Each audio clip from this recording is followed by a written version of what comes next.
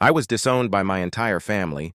After being falsely accused of sleeping with my cousin's fiancée, now the truth has finally come to light. How did my life even become this seriously? I can't even wrap my head around it. Family disowned me, friends turned their backs, and I'm even banned from my favorite pub. I swear I didn't do anything to deserve this. Okay, let me start by reintroducing myself. I'm Alex, and this is the living hell story that started about 3 months ago. I was honored to be a groomsman for my cousin Ethan, who was getting married to Chloe.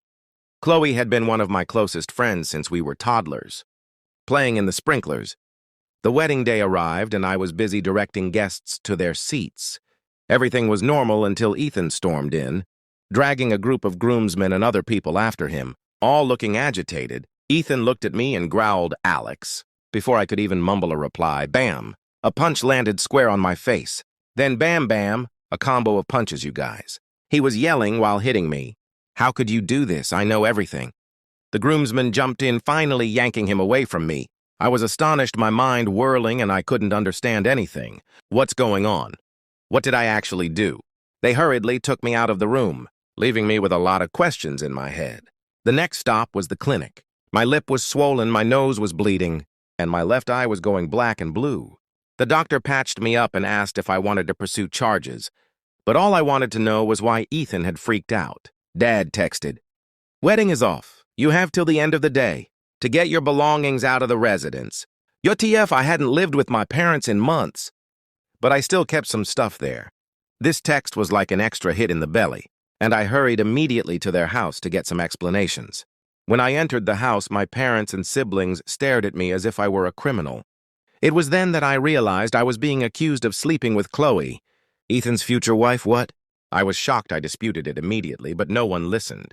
My brother slammed a bag containing my belongings at my feet and kicked me out. "Get out, don't ever return." I was absolutely disoriented, not knowing what was going on or where it was coming from.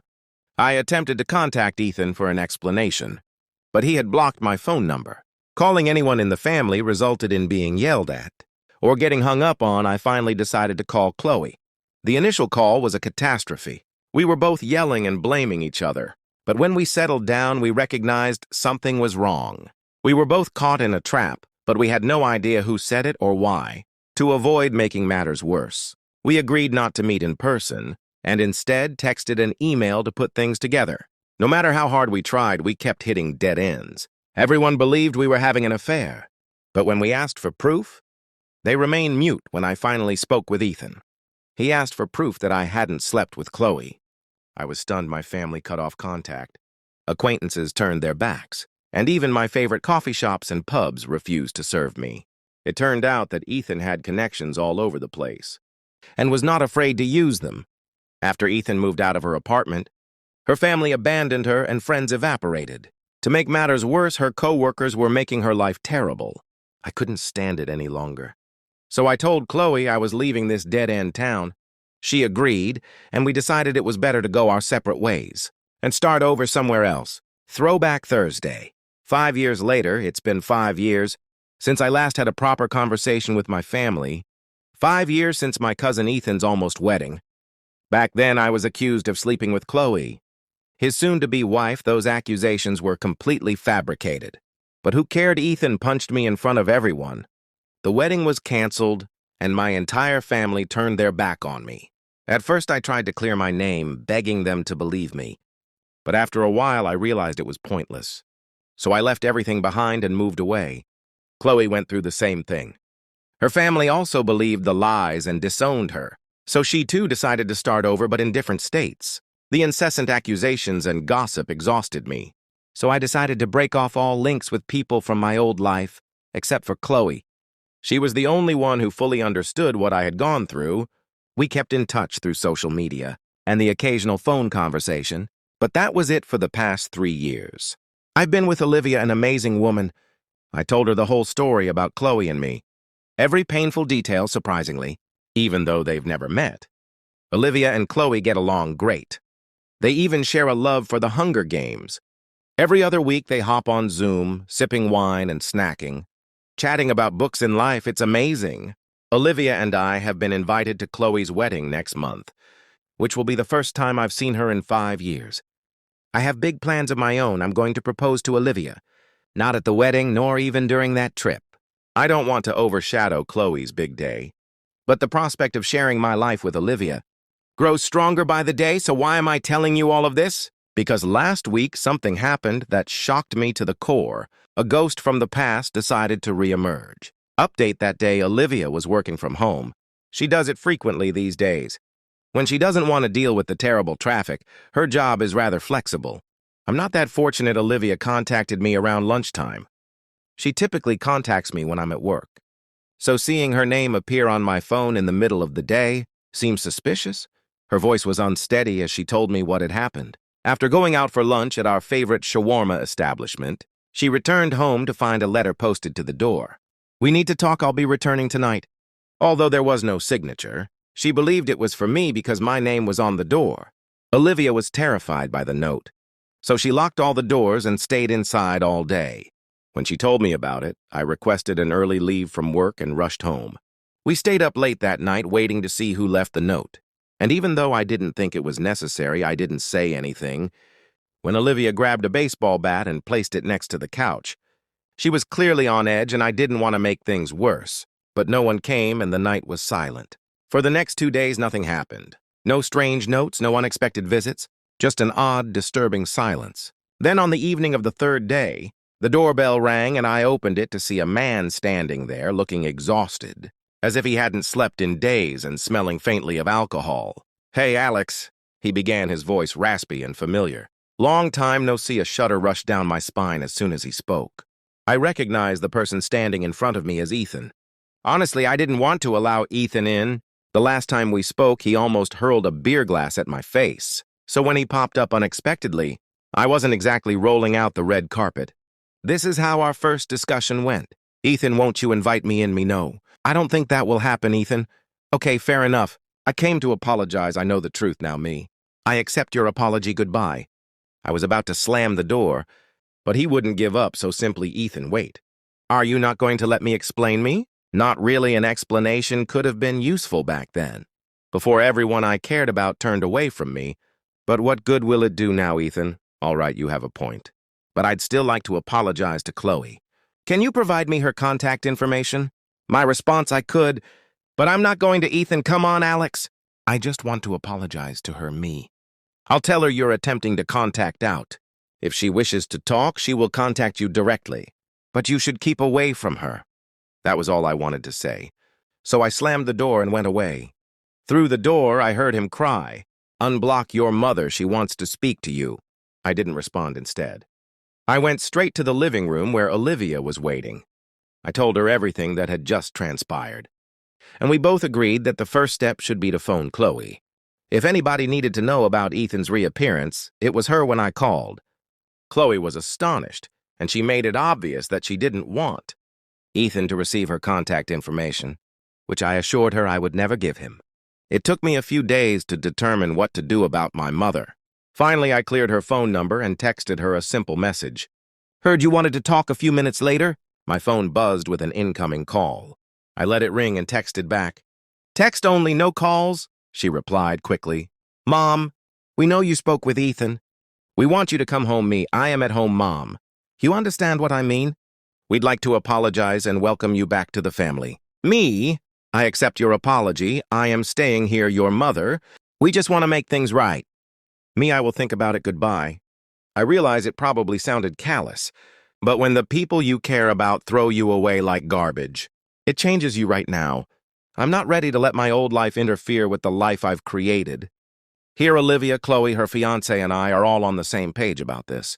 For the time being, nothing has changed. We've agreed to keep the past firmly in the past. We'll talk about it again after Chloe's wedding.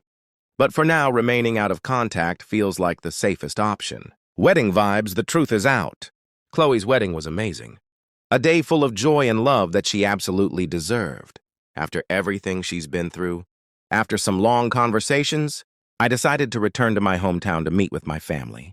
It wasn't an easy decision, but I felt that I needed to close this chapter one way or another. I requested that Chloe's parents and Ethan attend the wedding. I also noticed a familiar bridesmaid sitting alone. looking uneasy and withdrawn. I couldn't pinpoint why I thought she was significant until later. When I arrived at the meeting, my mother immediately tried to hug me, but I gently stopped her and kept a safe distance. Before anyone could say anything, I took out my phone, turned it on the speakerphone, and placed it in my shirt pocket. Chloe's on the line. I stated she's listening to everything, but her microphone is muted. If she wishes to speak, she will unmute. If she decides she is finished with this talk, she will disconnect. It is entirely her decision. Chloe's father frowned. Why isn't she here herself?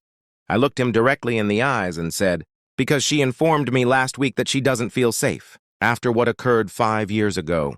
Could you blame her? Ethan didn't just punch me that day, he also smacked Chloe and didn't even give her the opportunity to defend herself.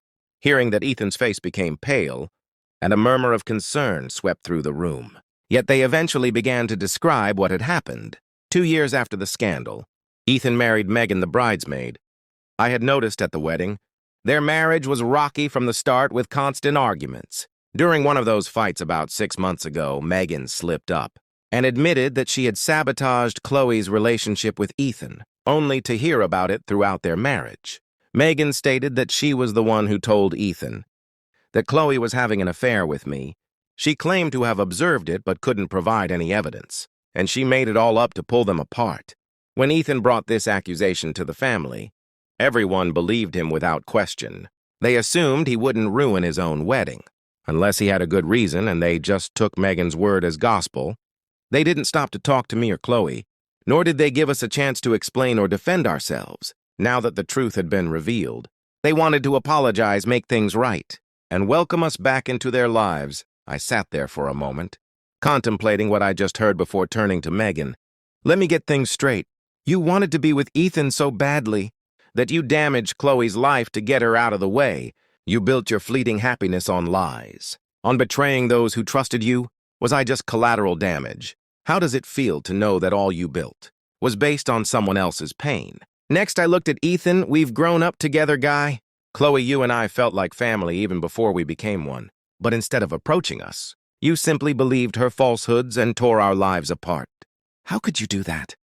Finally, I addressed Chloe's parents and my own. To both of you, I will pose the same question. You reared us. I believed you were aware of our identities. But when the initial complaint was leveled, you didn't even engage in a civil conversation. You did not believe we were worth the opportunity to defend ourselves. You basically assumed the worst and brushed us aside. How could you do it? Nobody said anything. They just sat there in silence. Following a lengthy pause, I continued, I know where I stand with all of you now. You made it apparent 5 years ago that you did not believe I was worth it. No phone call, no talk. You showed me my spot, but it isn't here. I cannot speak for Chloe. She will make her own decision on what happens next. If she accepts your apologies, she will contact you, but do not hold your breath. As for me, I'm finished. I'm returning to my true house, which I created after you all abandoned me. And while I'm relieved to finally know what occurred, all of this could have been avoided. If anyone here had exercised common sense 5 years ago, maybe this will still feel like home. I walked out, blocked their phones again, and contacted Chloe to make sure she hadn't missed anything crucial. We both decided that this was the end of the line, and we'd keep out of communication with everyone involved. The next morning, as I drove out of town, I had a sense of closure. This would be the last time I ever came back here. My future was waiting for me back home with Olivia. I already had the ring, and it was finally time to ask her to marry me. Engagement goals, a new beginning. And that was how my life turned a new page. After all the pain and loss, I found true happiness. I learned that family isn't always blood, but the people who love and accept you unconditionally. I learned that the truth always wins, even if it takes a long time. And I learned that no matter what life throws at you, you can always stand up and build a better life. Thank you for watching. If you haven't subscribed yet, please do so. And hit the notification bell to stay updated with more shocking, real-life stories happening around you.